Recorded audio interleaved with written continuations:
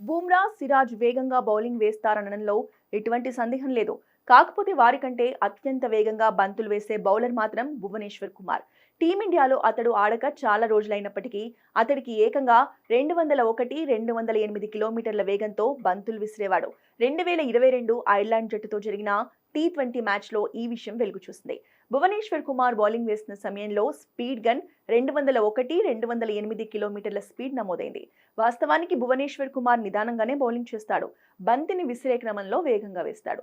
అయితే అప్పుడు స్పీడ్ గన్లో తలెత్తిన సాంకేతిక లోపం వల్ల అత్యధిక వేగంతో బంతులు వేసినట్టుగా చూపించింది. ఈ సంఘటన తర్వాత సిరాజ్ కాదు, భువనేశ్వర్ కుమారే అత్యంత వేగంతో బంతులేస్తాడని అప్పట్లో సోషల్ మీడియాలో ఫన్నీ మీమ్స్ హల్చల్ సృష్టించాయి. అయితే ఇప్పుడు ఆస్ట్రేలియాతో అడిలైడ్లో జరుగుతున్న మ్యాచ్లో సిరాజ్ సరికొత్త ఘనత సృష్టించాడు. పింక్ బాల్ రెండో టెస్ట్లో ఆస్ట్రేలియా ఇన్నింగ్స్ సమయంలో సిరాజ్ దూకుడుగా బౌలింగ్ చేశాడు. అతడు విసిరిన బంతి 181.6 కిలోమీటర్ల వేగంతో దూసుకొచ్చిందని స్పీడ్ గన్లో రికార్డ్ అయింది. అయితే అందులో సాంకేతిక లోపం వల్ల అలా జరిగిందని తెలుస్తోంది. ఆస్ట్రేలియా ఇన్నింగ్స్ 25 ఓవర్లో సిరాజ్ విసిరిన బంతి ఏకంగా 181.6 కిలోమీటర్ల స్పీడ్తో దూసుకొచ్చిందని స్పీడ్ గన్లో రికార్డ్ అయింది. అయితే 181.6 కిలోమీటర్ల స్పీడ్తో ఎలా వేశాడని ఫ్యాన్స్ ఒక్కసారిగా షాక్ అయ్యారు. అయితే ఇది నిజం కాదని, స్పీడ్ గన్లో లోపం వల్ల జరిగిందని తెలుస్తోంది.